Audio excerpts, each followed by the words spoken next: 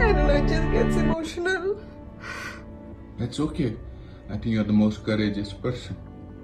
Mahima Chaudhary breaks down as she reveals about her breast cancer diagnosis. Here's looking at divas who fought the deadly sea like warriors.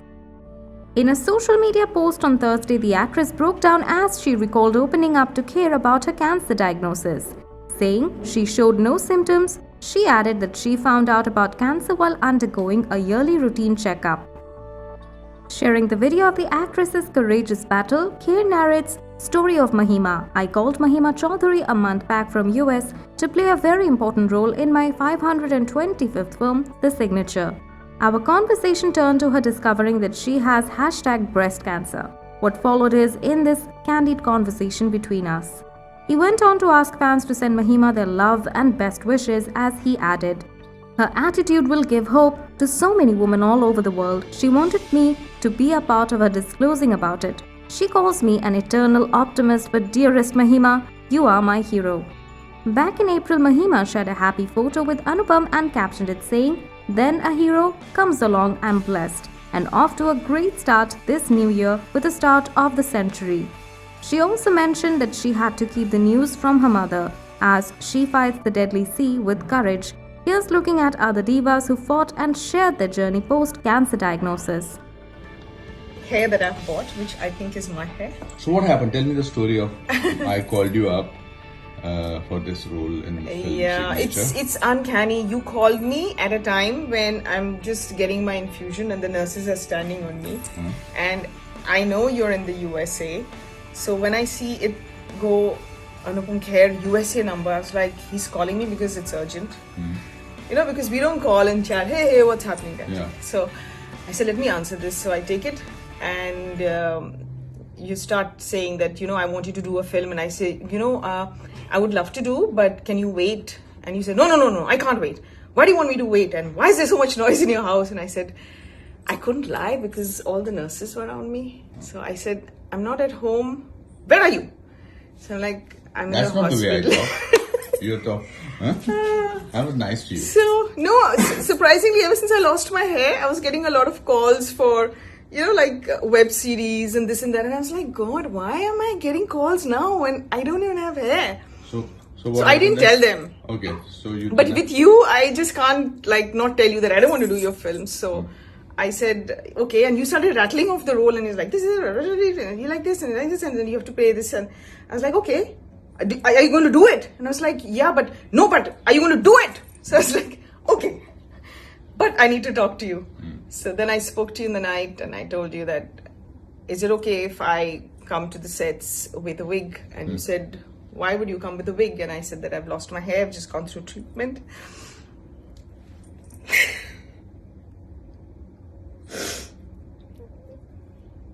I don't know, it just gets emotional. That's okay. I think you're the most courageous person. I just want to thank you for being okay with it, because I thought I should tell you that I'll be wearing a wig, and then you said, why even a wig? Why can't you just do the film just as the way you are? And I said, I don't know if I have the courage. And you said, I think you do. So I just think it's so nice. When did you discover that you have breast cancer? No, my breast cancer, I didn't have any symptoms. I do a yearly test for myself where I do my sonography and blood tests. The yearly checkups. It was an annual checkup where my person who was doing my sonography said, I think you should go and get this checked with Dr. Mandar, who's an oncologist. And I know about him. So the minute I heard that, luckily I had a friend with me. I never take anyone with me when I do all these yearly checkups. And so I went and met Dr. Mandar, and he said, we'll do a biopsy, but it doesn't look anything.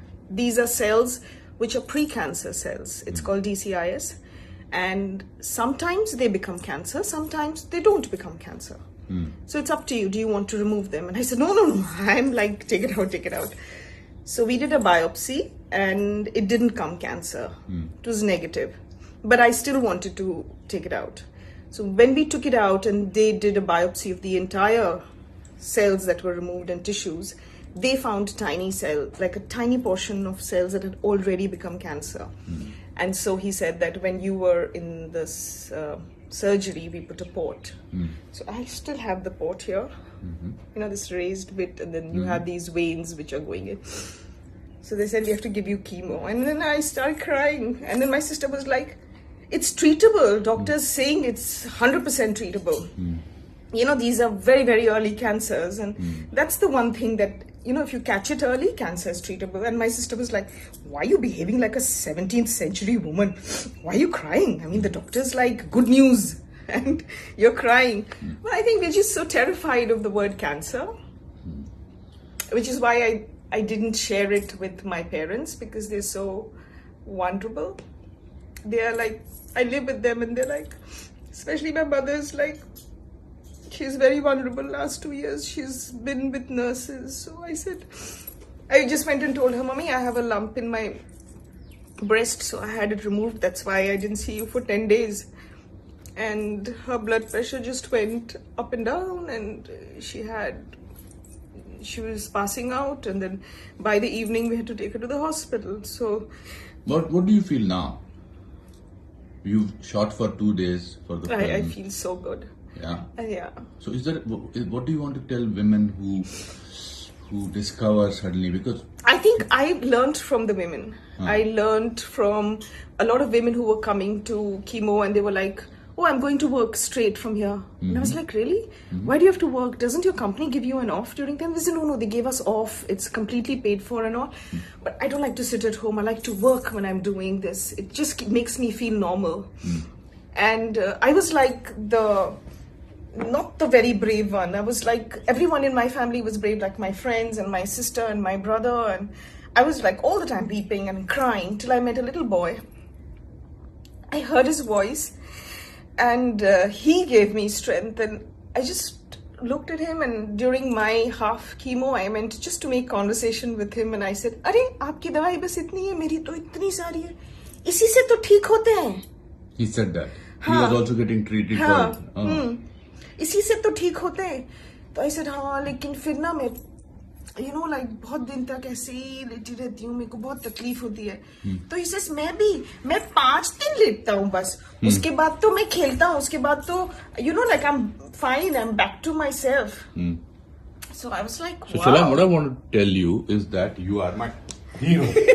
So she is my hero, and she's fantastic. She's the best thing. He actually said, beautiful. When I said, I don't know if I'll suit, being on the sets like this, he says, we don't have real life heroes, and that's what we're looking for. And you are one of them. So thank you. He's been so supportive. Oh my God. Thank you so much. So much. All those people who are listening to this Mahima Chaudhary, she is the best thing. And she's superb. You need more people like this, because no matter how many people you have holding your hand, it's not enough during times like this. So, I am so grateful to him. So all for of reaching you out. people now have to pray. She's fine by the way. Yeah, I'm fine. I'm totally recovered. Yes. So And I'm doing well. Thank you. lots of love. Thank you. Thank you so much. Thank you. Thank you.